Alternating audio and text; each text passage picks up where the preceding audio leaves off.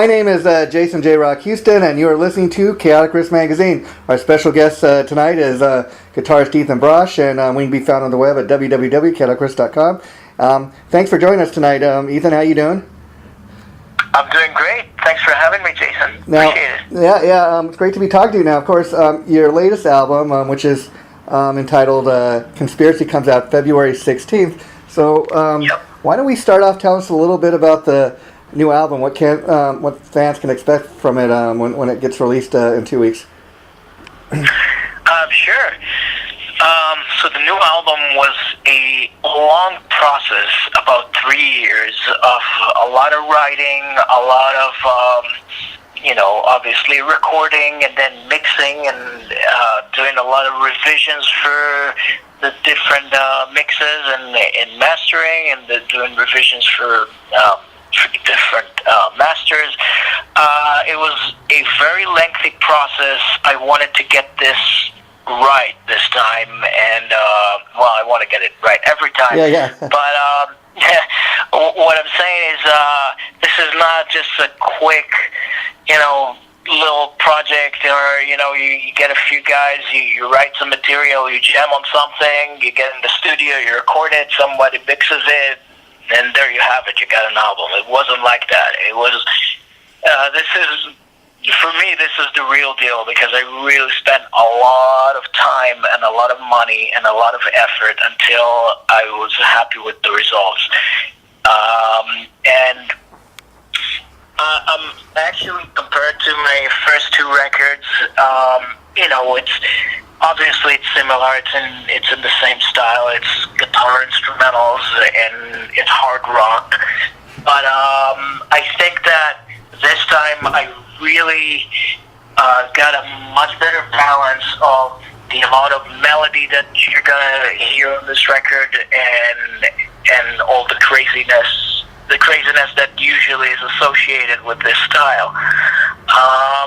But I think that overall, the whole album, start to finish, has a nice flow to it, so it's kept interesting for the listener, which is one of the most important goals that I have when I make a record. Yeah, because I would imagine that's one of the most difficult things about making an instrumental music, especially a whole album worth of instrumental music, because you got to make it so each track kind of sticks out. I mean, on its own, you don't want to make it boring for the listener, where every track sounds exactly the same. And so, how hard it was that for you? Because you're a very talented guitar player, and I guess kind of what I'm asking is, like, when you go in and you create a song, do you usually start off with just playing around, like riffing, or does it kind of depend on what your mood is at the time? I mean, talk a little bit about how you come up with your instrumental stuff. It's just like what you said. I bet my mood has a lot to do with it, but it's something that, I hardly ever sit down and tell myself, all right, I'm going to write a song right now, because usually it doesn't really work. I suppose it could work, but you never really know what the result might be, and it may be good, it may be not so good. With my records, my instrumental records, those are my real babies, if you will. Those albums are so important to me that for these records, I don't actually force anything, like sit down and, the agenda is to make an album, so I'm going to assign like a month of me sitting down every day and writing material. It never works like that. To me, on these records, this is as real as it gets. This is like me just, whenever inspiration happens, it happens. That's when I write it. And you know what? Some of those tunes have sections that I wrote when I was like 16 or 17, wow. And I never completed those, and they sat on the shelf all those years, and now I'm just like, I'm going back to it, and finally, I went back to it and finally finished some of those tunes. So, this is something where, sometimes you get inspiration and you get you're lucky and you get the whole tune right there in one sitting. Sometimes, it'll take a few more weeks. Sometimes it'll take years, and you'll never, you'll have one great section, and then you'll have to wait until the other sections just show up. Yeah. So that's why I'm saying.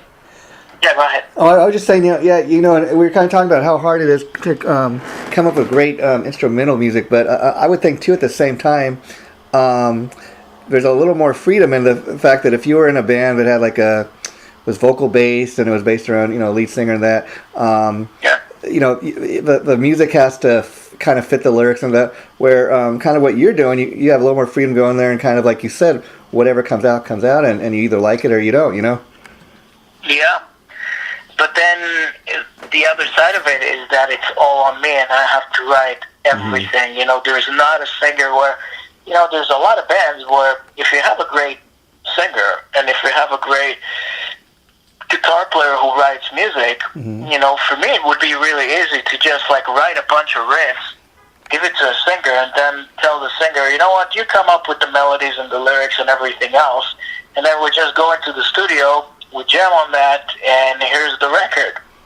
For me, that's I have to do absolutely everything and be there for every part of the process. And you know what? Even the things like mixing, it's not that I just have somebody else do it and I'm not even present. Now I'm like, okay, just send me the results and the album's done. I'm there 100% of the time listening to every little detail. So even though I have other people that can do those things better than I can, I'm still present. Makes sense because it's your music, and before you just put something out there and just kind of depend on somebody else's ear, you want to kind of decide, hey, is this is this the music I want, to represent me, put out there, Exactly. Yeah, you have to do that. So before you know it, a long time goes by because everyone has a schedule, and putting everything together, from the very beginning, before you have anything, to write music, to meet up with all the players, to go over all the parts, to schedule recording sessions, to go over all those things, and then doing editing so you can start tracking your own stuff, and then doing all your own recording sessions, and then you have to start doing the mixing, and then start going back and forth, on fixing certain things, and then doing the artwork, and then the graphic design and mastering, and it just never ends. To get from square one all the way up to when you have a finished vinyl, it takes a long time. Yeah. You mentioned vinyl, which is interestingly enough, making quite a comeback. Any chance Conspiracy will be released on even limited edition vinyl or anything like that? Oh yeah, it is. It is going to be released on vinyl, and matter of fact, tomorrow I'm supposed to receive the shipment of all my vinyl. But I guess by the time this interview airs, I'll already be shipping those vinyls. That's great. And as far as the pre-orders go for that, how's that been going? Part of the reason I ask is I noticed, for example, I went on Amazon, and all they're selling right now is just the digital copies. They don't even have an official release date. Is there any particular reason for that? Yeah, it's just because every platform needs to be set up a certain way, and there's always issues with those things. Oh, okay. And I'm working on Amazon as we speak. Oh, okay. And it's again, that's just one other thing that now that everyone's releasing music on their own, because you as the musician just have to do absolutely everything.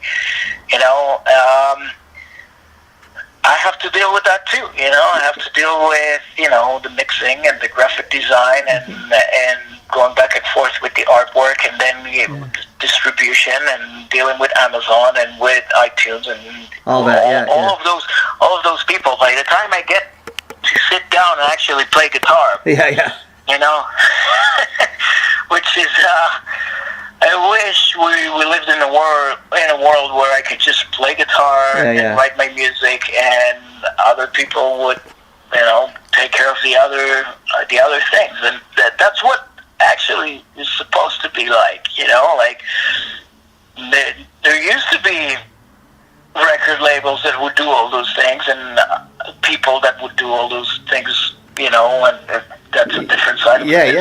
Now, and you know, nowadays you gotta do it all yourself. Yeah, you know, and the sad part of that is, I mean, I may be a little older than you, but I remember once upon a time when there are actual record stores, you know.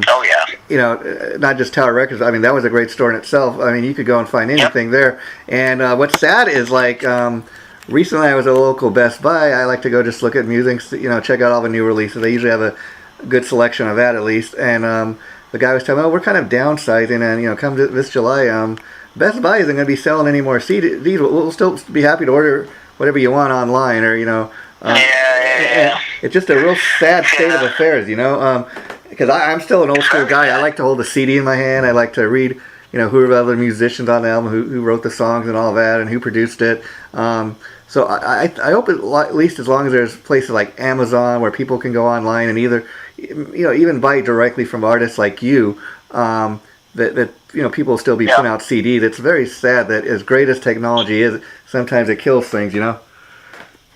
Yeah, it kills very good things, and unfortunately, that technology is not really giving us a better alternative. It's just giving us quantity over quality. You know, it's like, you know, like these digital downloads. You know, like all the illegal downloads and now legal downloads and streaming or whatever. I mean, it's been around for like, you know, 15, 20 years, and come to think about it, we're still listening to everything in the MP3 or even worse than that. So, I mean, all these years, and these are the downloads that we get to listen to music with, you know, and that's what's supposed to replace the CD and vinyl. I don't get it. You know, it's not that the technology is there. Technology is amazing, but it's not really helping us in the music industry very much. I don't know. Yeah, I guess that's my opinion. Yeah, I guess kind of, you know, my point too is this, that especially a lot of music fans, a lot of people these days, they want everything, you know, so immediately, you know, like, oh, you know, instead of buying the whole album, I'll just buy a couple songs for 99 cents, and, you know, a lot of people, they don't really support their bands and their musicians that, you know, that you know, they're fans of, like they once did.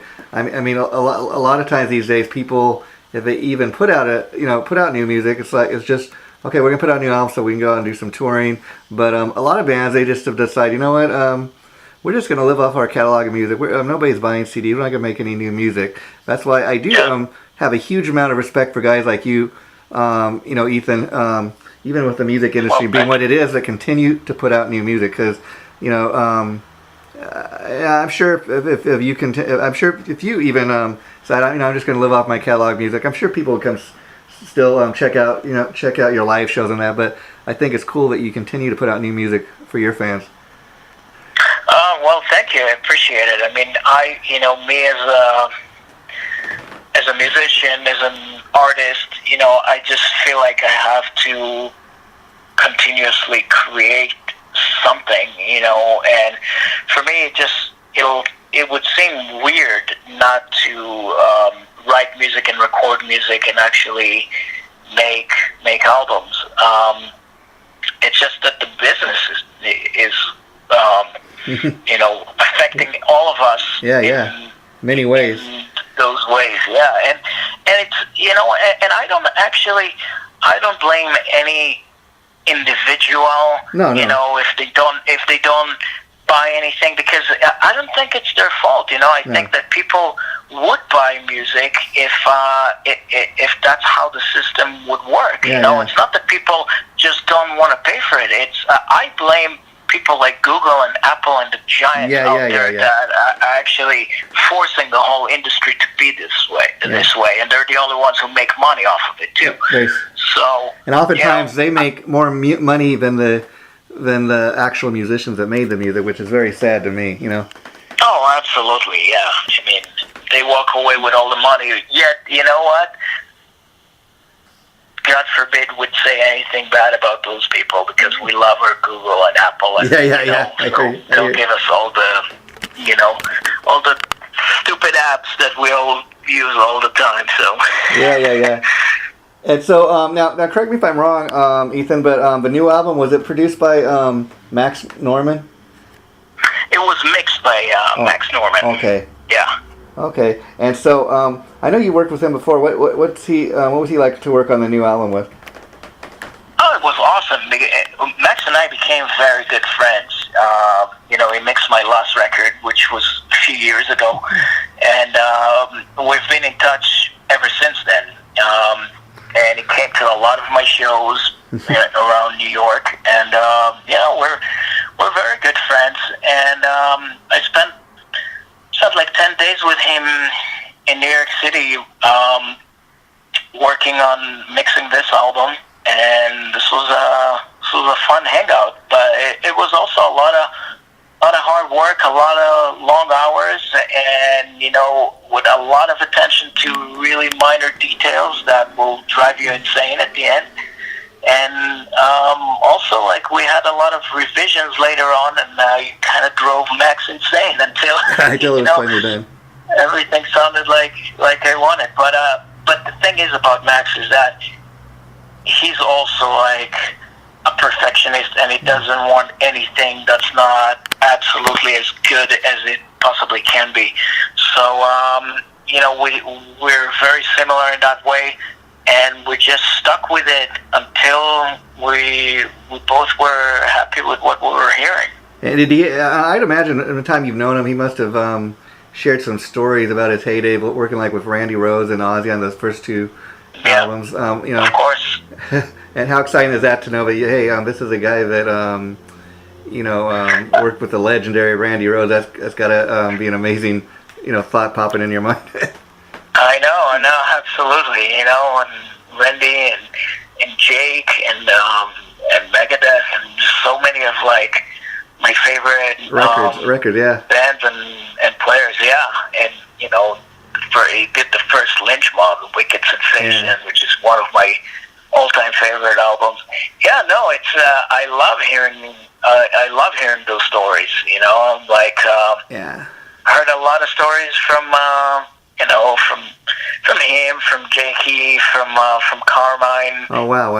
It's awesome. Now, last time I spoke to you was around the time that Chris Broderick had left Megadeth, and you had mentioned at the time that you were thinking about, submitting a package to them. Did you ever get that far? Or? To ever get that? You were thinking about auditioning for Megadeth, or did? Yeah. I mean, there was definitely some contact with them there, but obviously Kiko was the guy who got it, and I think just wish him luck with that. I think he would have been perfect for that gig, but he's also, I think, a great choice because for the simple fact that I think we'll agree that he's quite the talented guy on the guitar, but he was one of these guys that, as talented as he is, he's kind of been under a radar for many years, and I think that's why it's great for him to get the Megadeth gig. It kind of really puts a spotlight on this guy. Yeah, I'm happy for him. He seems like a nice guy. Yeah. Last week I met him for 2 seconds and just shook hands, but that's I think he's doing a good job, and good for him. Oh yeah. All power to him. And now, we were talking earlier about working with singers and that, and I know since I talked to you last, one of the most recent projects that you did is you played some of the guitar parts on Michael Sweet's latest solo album. So I was curious, how did you hook up with Michael? Did he reach out to you, or talk a little bit about how you got that gig? Well, initially it came from Oz Fox, which is Striper guitar player. Yeah, Striper is a guitar player, and he's a really great guy. And we met years ago at NAMM, and we kept in touch here and there. And I would always go see Striper whenever they played close to me. And I met Michael like on these Striper shows, through Oz. And Michael actually lives in Massachusetts, so we're not too far away from one another. And there are not a lot of people in Massachusetts that are musicians. Really, well, there are a lot of musicians, but there are not a lot of musicians that are in that genre that we're talking about. I hear you. Because Berkeley's here. There's a lot of schools here, a lot of colleges. So there are a lot of young people and a lot of people that are musicians. But the people that are really like around the clock dealing with this kind of music, with heavy metal and hard rock, they're not that many. I see. Yeah. Yeah, so you kind of at some point the few people around here that are into don't do that, like Gary Hoey, for example, is he's from New Hampshire, and it's like after a while you realize that there's just a selected few people that are dealing with the same thing around here. But anyway, Michael knew that I live here, and we've been keeping in touch throughout the years. This was a few years ago. And even like maybe 3-4 years ago, he already told me that he wanted to put a solo band and he wanted me to play guitar for it. And it never actually happened. And then a couple of years ago, he just texted me and he's like, would you play on my new record? I'm like, yeah, I'd love to. And that was it. And now we're hoping to actually get some tour dates with this record. It's an amazing record. It's called One-Sided War. I've been playing it in my car for a long time. And all the songs are very catchy. They're very melodic. Everything sounds great. And will it be the same band, the same group of guys that played on the album, or is he going to get some different guys for a touring situation? He's trying to really put together an all-star band for this, and the only problem with that is that everyone's really busy, and I know align everyone's schedule to make those things happen. It's tricky. I know Joel Holscott these days is doing both Whitesnake and Cher, so I hear what you're saying. Now, as far as playing on Michael's solo album, I was curious. Did he already have the guitar parts written for you and Joel, or did he kind of say, okay, Ethan, I want you to go and do your thing and show me what you can do on this, kind of come up? Yeah, pretty much, because, Joel and I played, solos and melodies and stuff like that. Michael is a great guitar player in his own right. Yeah, I was going to ask you about that, because he's a very talented singer as well as guitar player. Yeah, he was playing all the rhythms and all the songs and everything, so those things were done. And he was like, he was telling me, just go crazy on this, do your thing, play like in this area, play in that area. And sometimes he would give me like something more specific, like I want this to sound kind of like in like more Van Halen-ish, and sometimes like I want it sounding more like, I don't know, more like Black Wild or something like that. And then they would be like, he wanted like the last note of every solo to be very, very aggressive and sustained for a long time, and he wanted specifics like that, So once I played a bunch of things, and he actually a lot of the time I played what I heard in my mind, and he liked it. It just wanted like a couple of changes here and there, just like, to change one note here, one note there. Yeah, and I got to tell you, I'm a fan of everything Michael Sweet has ever done, but I think this latest solo album that you play on, it's one of the most solid solo things he's put out. Right, it's a very, very solid record. Yeah, and I think part of it is because, he could have put something on just where this is a Michael White or a Michael Sweet show, but rather, he got a great band of guys to play on the album with him. So I think that's what made it such a great album. It helps, but yeah, thank you for thinking that way. I appreciate that. Yeah. And I gotta say, Michael is one of the most generous people I've ever met, and he's like, he doesn't put himself 100% in the spotlight. Yeah. He just like, he'll take the other players and he'll really try to give them exposure and help them out, and very, very,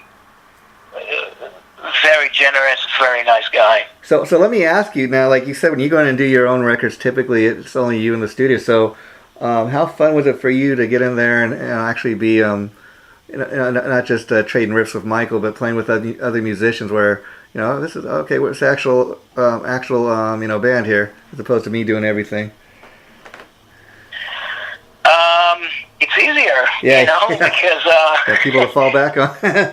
Yeah, for me to just walk into a situation where somebody tells me, like, here, just play here and play a solo and just go crazy, I'm like, for me, that's super easy. The stuff that's hard is like what we talked about before. It's like making something out of nothing, It's like actually writing the song and making all the decisions of all the sections and how many times it'll repeat, and then go over like all the drum parts and bass parts and putting the whole thing together and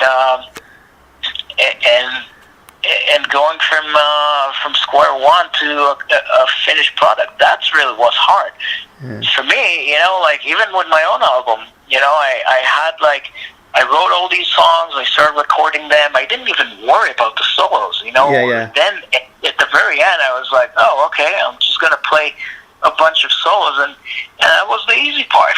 Yeah, no, for me, it's just when somebody tells me like, hey, Ethan, just give me some notes, no problem.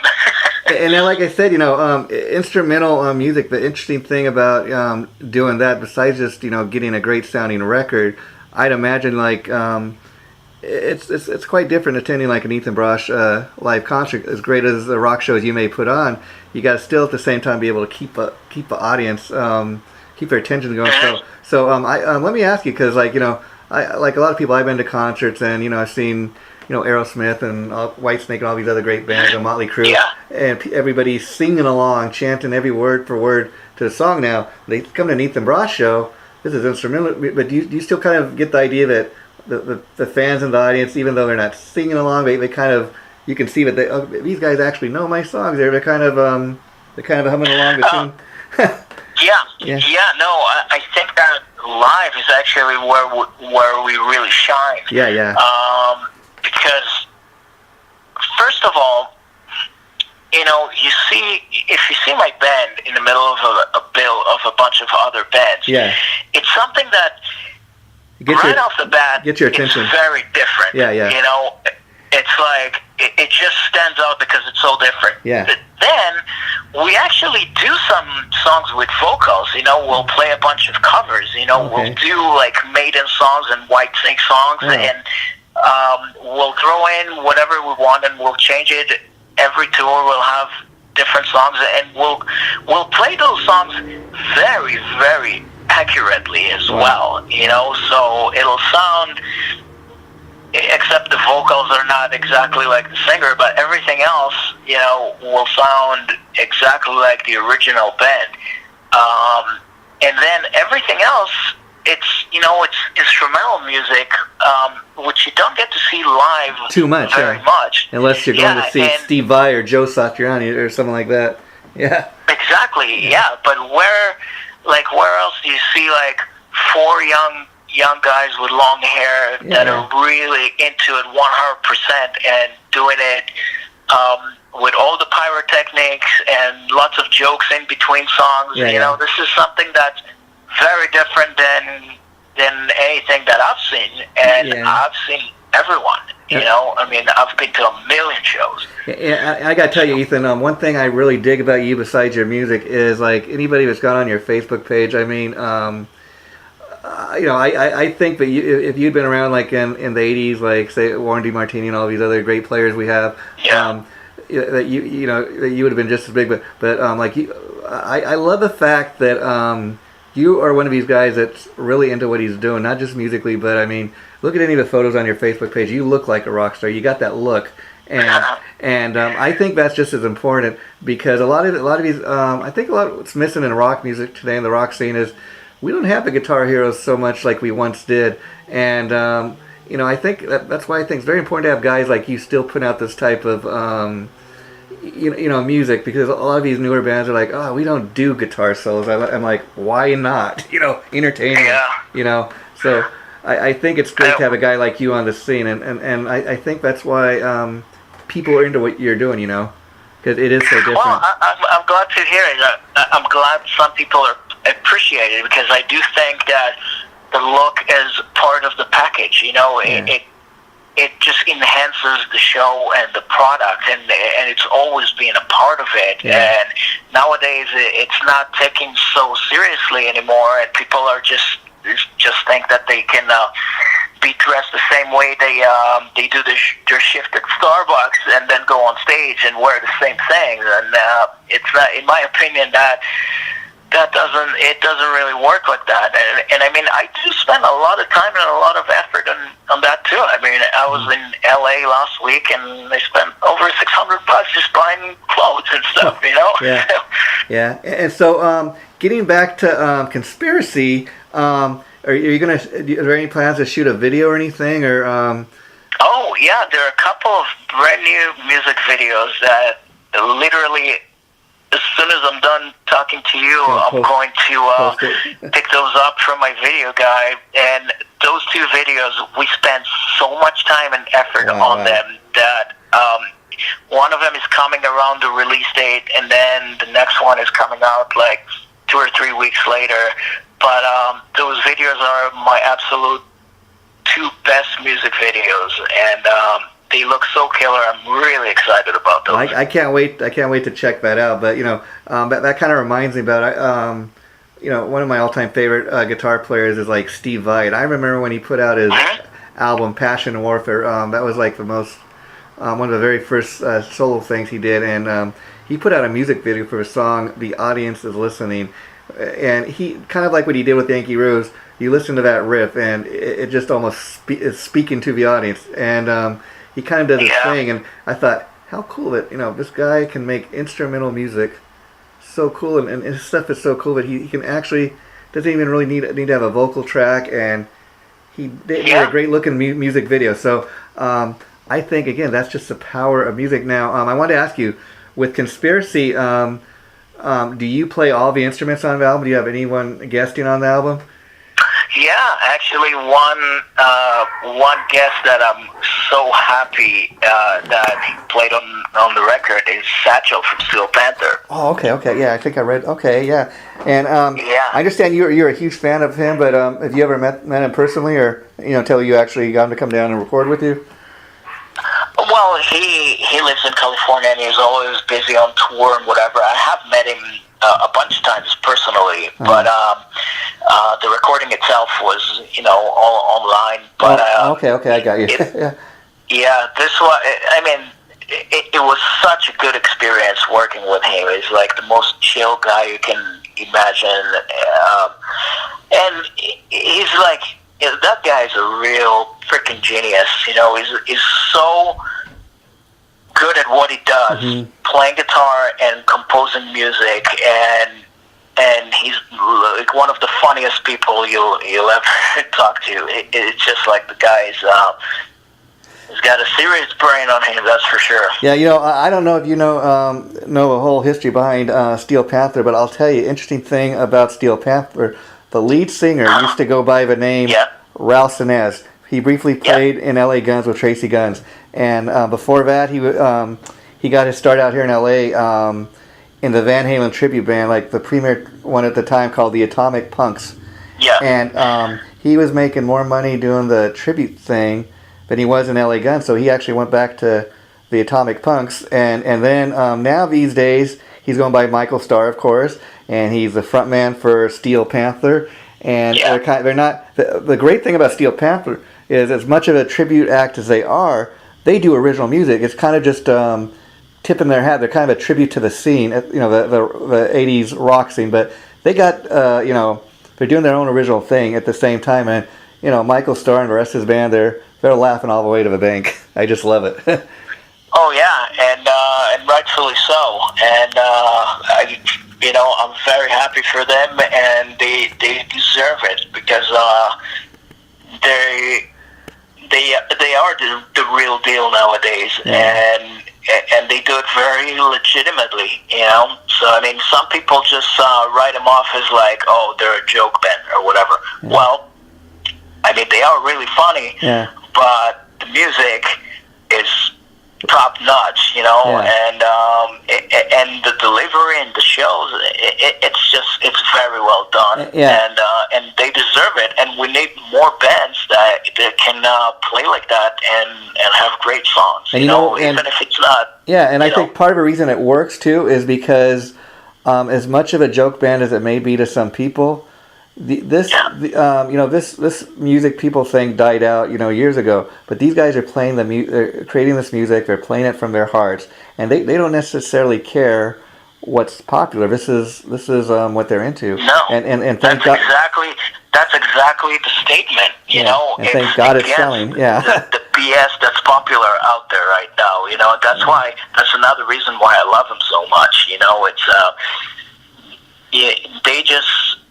They talk against all the BS that we see all the time around us, and being spoon-fed by the corporate machine, and like...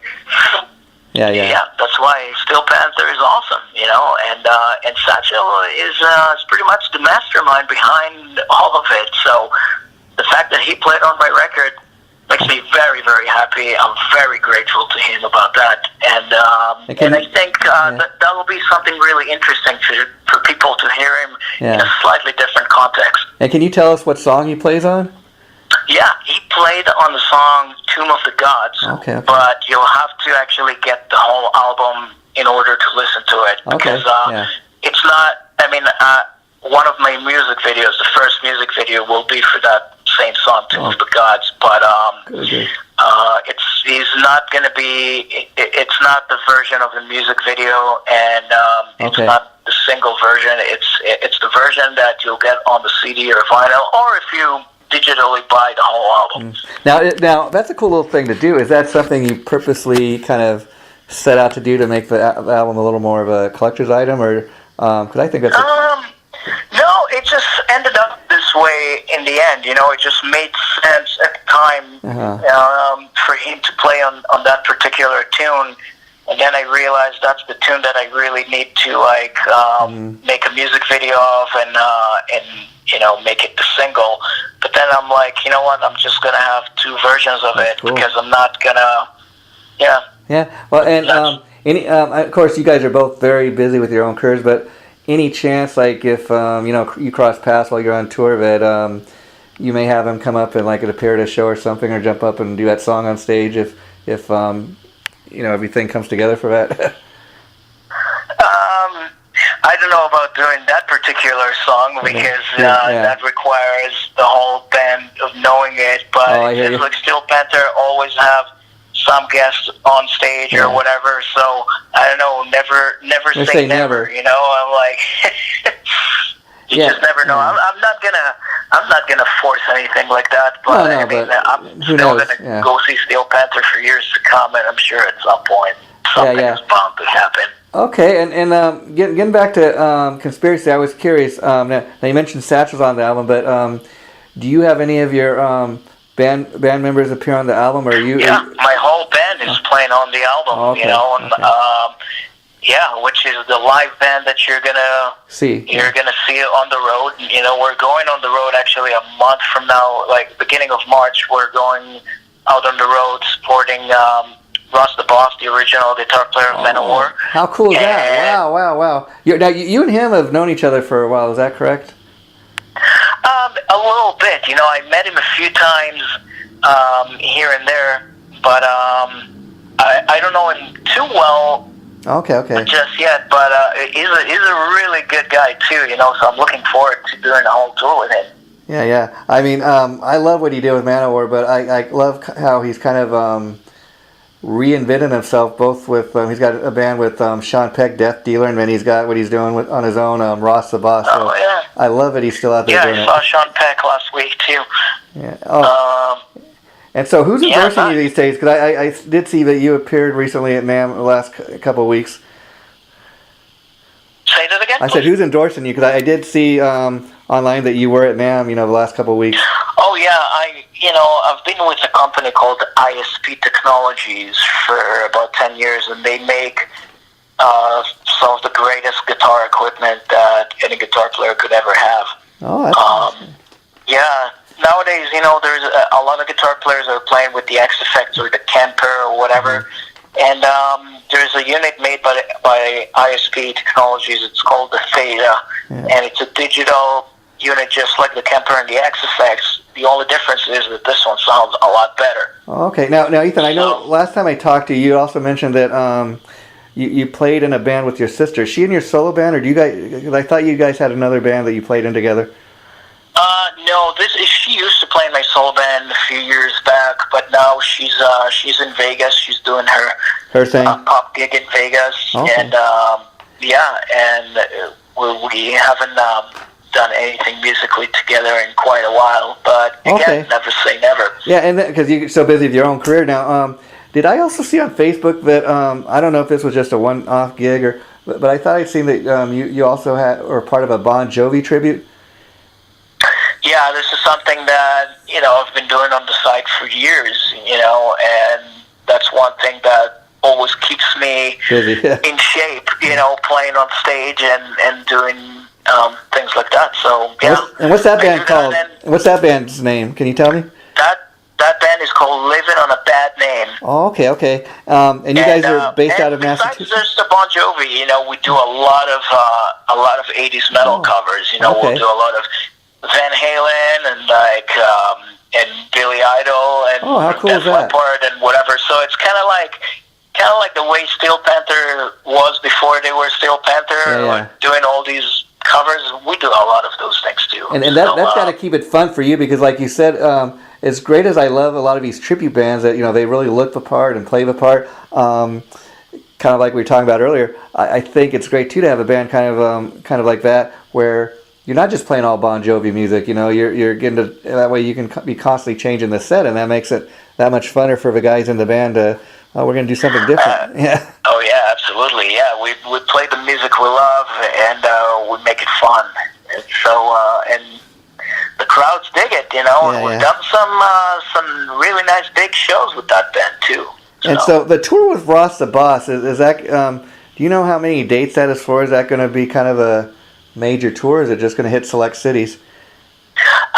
At first we were thinking about having it be a real major tour. I think now it might be split 2 legs. Oh, okay. So the first leg will probably be like maybe 15 shows or something. Oh, okay.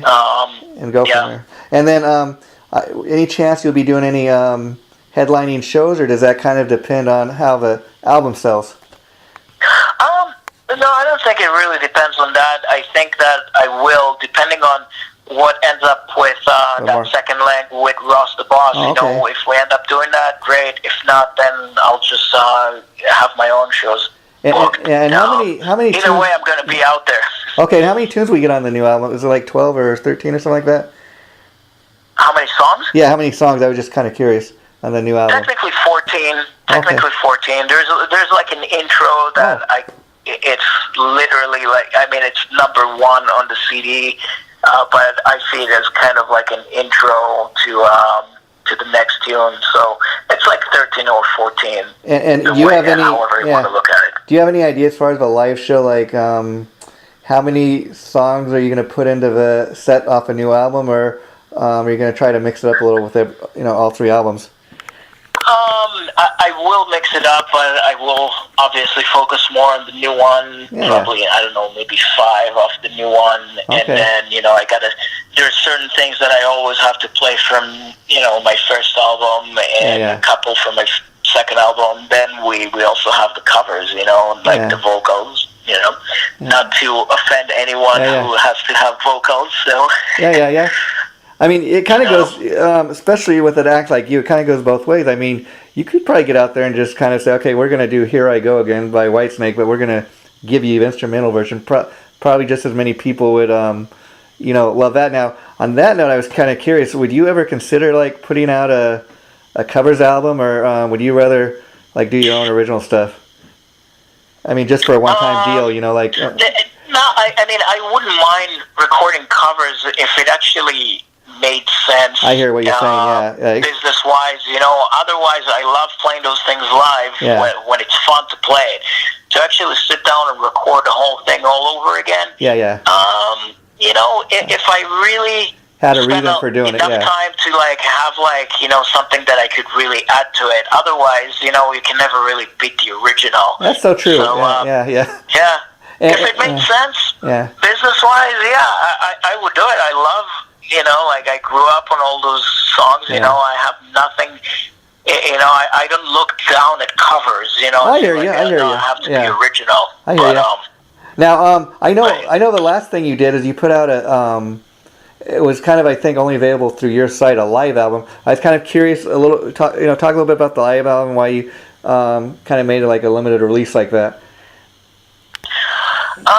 Just because, I don't think live albums are albums that people, really super into, so I didn't want to really invest a lot of time and money into that one. Yeah.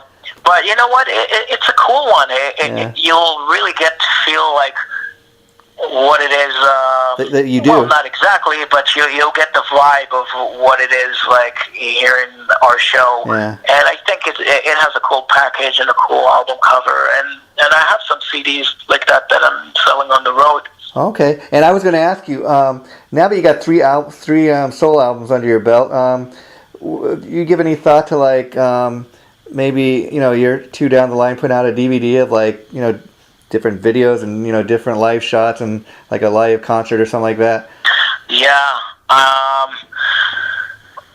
Whenever time permits, the stars align for the right venue for us to shoot in the middle of a tour, because this is something that I already tried to do on the Yngwie Malmsteen tour, and I actually do have a live video from that tour, and I didn't put it out there because the audio wasn't as good as I expected it to be. It's just it was just the limitation of that particular night, and I'm probably going to use it as a bonus live show on the future DVD. So makes sense. Once we record a live show and do it properly, I definitely want to put this out as a nice DVD with nice extras and a lot of other things. I think people will really be into that. But like you say, if you're going to put it out, you want to put it out the right way. You want to not just give them quantity, but quality too. Yeah. Yeah, and that's what I always do. That's why projects take a lot of time and a lot of money. But if you buy the Conspiracy CD or vinyl, you're going to get a very nice product, because the CD has a 12-page booklet. The vinyl has a really nice insert with extra artwork that's not you won't see anywhere else, with a lot of pictures. It's a 180 gram vinyl, so it's everything is the absolute top quality, and even in the audio itself, you had the best people in the industry mixing it, mastering it, with a lot of different revisions until it was absolutely perfect, so whoever's going to get that CD or vinyl is going to enjoy it. Yeah, I can be at ease that they I didn't sell them just like a half-assed product. This is something that a lot of time and money went into, and that's really a very nice product. Yeah, we know 3 solo albums into your career, Ethan. I think you've got enough of a reputation, enough of a fan base. It's very interesting that the new album is only 2 weeks away from being released. It's not even out yet, and people that have heard little snippets are already talking about how great it is. I mean, that's got to be a great feeling. People are just looking so forward to a new album. It's not even out yet. 2 weeks away. Yeah, no, I'm very happy about it, and nowadays I'm just really busy dealing with everything that's around the release, and I hope that a decent amount of people will actually get it and like it. I'll have to wait and see. Yeah, well, and the music videos too. I think those are going to be very well received because they just look so good. Well, I hope if people are enough of an Ethan Brosh fan, if they can't find the CD at Best Buy, but they will go to your site, or they will go to Amazon.com or CD Baby or wherever they have to get it. Yeah. I think if somebody's a big enough fan, they'll do that to support the music they love. Now, before we wrap this up, I was curious, is a new album going to be released on Rocker Records, which is Carmine's label? No, this time I'm releasing it myself. Oh, cool, This is the first time I'm doing a self-release. I'm going to give that a shot, and so far, so good. What I've learned is that this is probably the way to go, even though it's a huge headache. Yeah. Well, the beauty about it too, if it sells and it's a big hit, more money in your pocket, and that's a good thing, because I like you were talking earlier, I hate to see bands and musicians get ripped off. Where as great as it is to have a label behind you, you put in all this work and it's a great product, and they're making more money at it than you are. That's very sad. So again, if the album, that's right. If the album's a hit, then you'll reap the rewards, and I think that's the beautiful part. Now, we mentioned Carmine. I was kind of curious. I know you'd played a couple of years doing the Drum Wars shows with him and Vinny. I was kind of curious what you thought of their Peace Brothers album, and kind of what the Drum Wars has morphed into these days.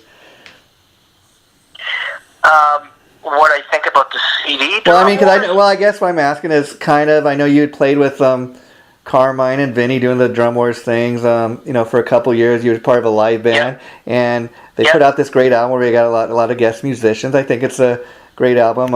I just think it's great, kind of, because it's such a unique project in its own. But I mean, you don't have many bands with two drummers, let alone two legendary drum brothers. Yeah. But, I'm thinking am I thinking of the same CD that you're thinking of? Well, no, because they just put a Drum Wars Live. I don't know if there's another product. Well, there was a Drum Wars Live on. I think you were on that, and I know you did some of the live dates to support that.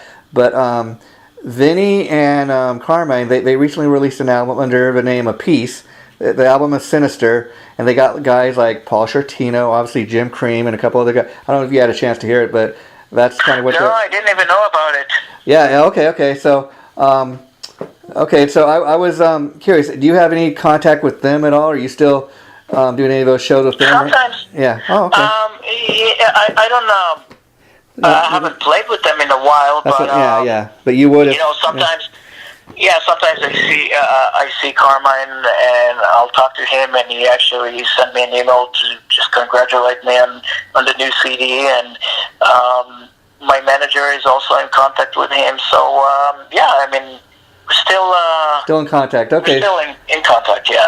Well, absolutely. Ethan, I could talk to you all night, but I know you're very, very busy, and like you said, you got to go and talk to your video guys. So. Gotta go get some music videos. So we will check that out, and I'm probably going to get this posted in the next 2 or 3 weeks. I will be sure to let Chip know once it gets posted. Awesome. And my friend, anytime you want to do this or you have anything at all to promote, please feel free to reach out to me, because I'm a big fan of what you do, and we'll have to spread the word about it. So take care, my friend. Yeah, thank you so much, Jason, and I really appreciate your support. Okay, take care, Ethan, and much luck with the new album and tour.